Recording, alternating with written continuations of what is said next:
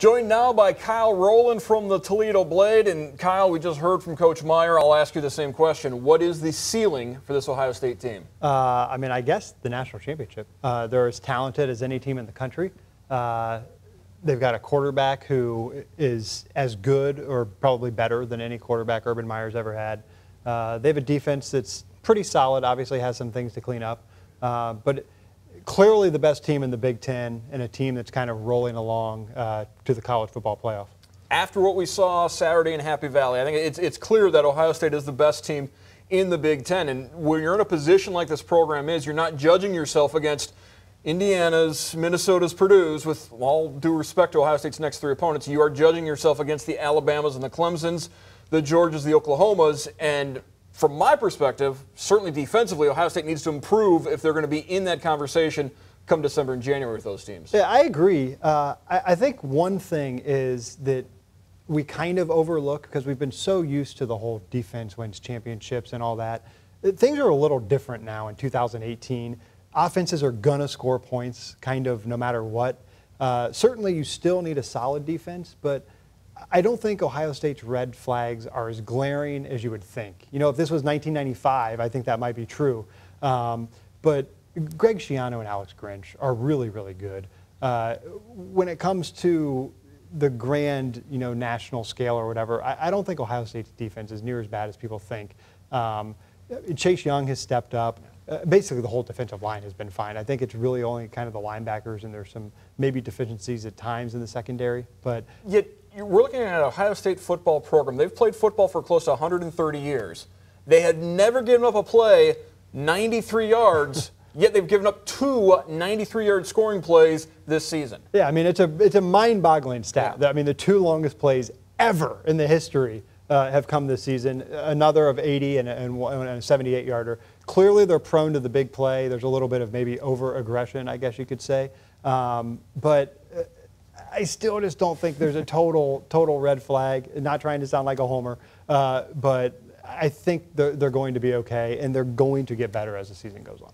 One of the ways they could get better, Nick Bosa, and as we saw video this past weekend, he's a week out from core surgery, and he's already doing some agility drills. So from our layman's perspective, it looks like his comeback is on pace to perhaps be back in November. Yeah, I think this is a fascinating subplot. You had a serious injury, kind of a serious surgery. Other players that have had this timetable, it seems like 3 months is kind of the window. His parents both came out and said November at the earliest.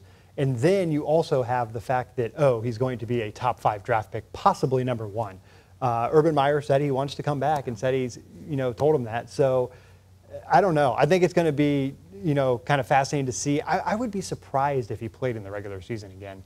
But if they're in the college football playoff, I mean, does he want to win?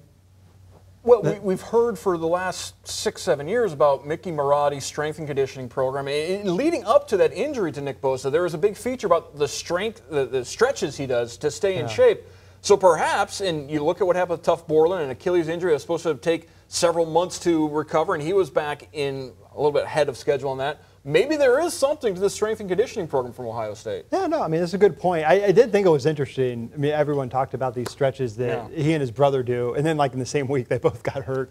But yeah, I mean, Marotti is a guy that is, praised and looked at as like this cult hero among Ohio State players and fans, obviously. And it was the same way at Florida. I mean, his track record's really good, so you got to imagine that they're going to have Bosa to the level he needs to be. It's just whether he wants to play or not. Before we move on to Indiana, let's wrap up some loose ends from that Penn State game. Now, after that game in Happy Valley, we talked, and specifically we talked about that KJ Hill player. Like, how did that happen? Oh, he broke a couple tackles. Well, we didn't have the best perspective down on the field of what actually happened. It was the block, specifically Terry McLaurin taking out 3 guys. You had Austin Mack, who picked the right guy to block. The blocking from the wide receivers, we heard Monday from Urban Meyer, the elite blocking from that wide receiver group. And that's just another example of where this wide receiving group has taken a huge step forward this year. Oh, I mean, massive. I wrote the other day that I think that the Penn State game was the best overall game for the wide receiver core since the run in the playoff in 2014. I guess that was actually in 2015 calendar, but you know what I mean. They did everything. I mean, the catching and the running yards after the play were huge, but the downfield blocking was just unbelievable. And that's kind of become a lost art, I think, in football today. It was funny. I was actually in Ann Arbor today, and I asked Jim Harbaugh about it and saying, you know, like when you watch the NFL and college games now, is the blocking just not the same? And he didn't totally agree with me.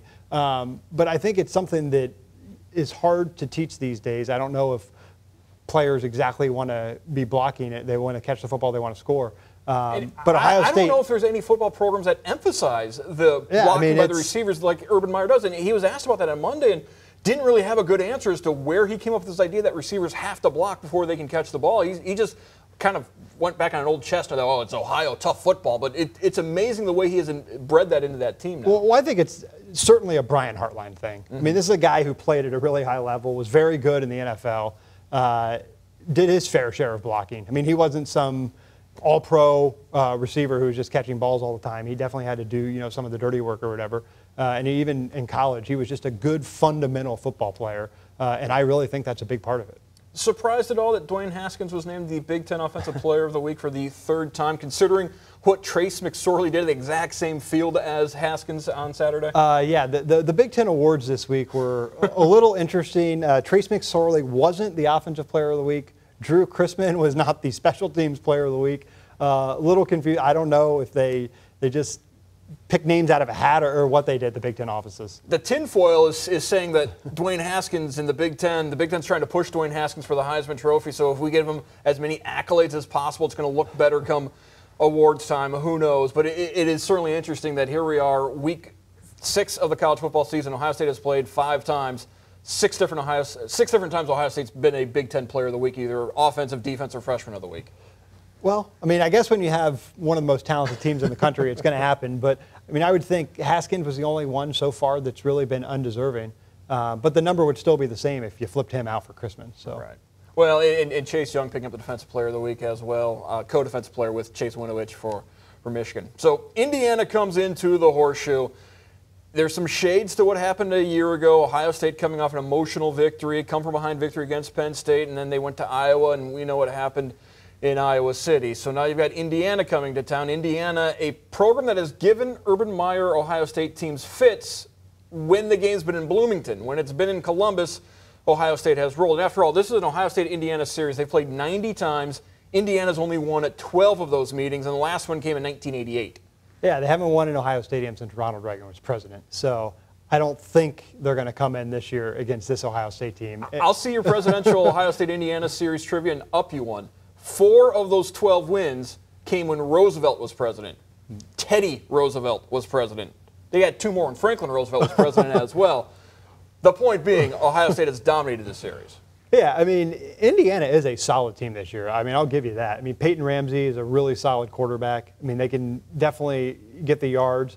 I mean, I think they'll put up some points. I don't think this will be any, like, kind of Rutgers bloodbath or anything like that. But, I mean, I see no scenario that Ohio State loses. And the spread opened at 27 points. I mean, I kind of think Ohio State will probably cover that. Peyton Ramsey, a Cincinnati kid, the most accurate passer in the Big Ten. I think 1% better than Dwayne Haskins in terms of completion percentage. Is a little prone for the turnovers. I think he's thrown 5 picks. Tom Allen, Indiana's head coach, said this Ohio State team is the most talented Ohio State team he has seen. He's been at Indiana a couple of years now. Certainly there's going to be that big talent discrepancy on the sidelines come Saturday. Yeah, and I think that's kind of what it's going to come down to. And it's what a lot of games in the Big Ten come down to, that Ohio State's involved. I mean, they can just out-talent people. I think that's why the Iowa loss last year was just so inexplicable. No comparison between those 2 rosters. Ohio State can play a B- game and get away with sloppiness and still beat a lot of these teams. That said, they do know about last year. That's going to be pounded into their heads all week. It's a home game. It's homecoming.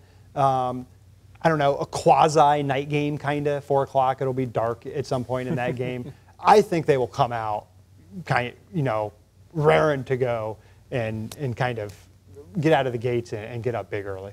And the one thing no Ohio State fan wants to hear, or at least here when we tape this, there is a chance for showers Saturday evening in Columbus, but things can change weather-wise. Ohio State, Indiana, Is that going to be a trap game? Are there trap games on this Ohio State schedule? Because we've talked before. You look at you're home for Indiana, you're home for Minnesota, you go to Purdue, week off, and then you host Nebraska, at Michigan State, at Maryland, and then the game to wrap up the season. Where is a trap game in that schedule? I think there's two possible trap games. One is October 20th at Purdue, just because they're capable of putting up ridiculous passing numbers. I think they could, maybe trip up Ohio State there. The second one we talked about in State College, sandwiched in between Michigan State and Michigan at the end of the year, is a trip to Maryland, who's not a bad team. They already beat Texas this year. They're plenty capable of springing a surprise on a team that's in kind of a weird emotional state, coming off a big win and looking toward Michigan. I don't think Ohio State will lose either of those games, but if they did, I don't know how surprised we would be. Kyle Rowland from the Toledo Blade joining us this week on College Football Weekly.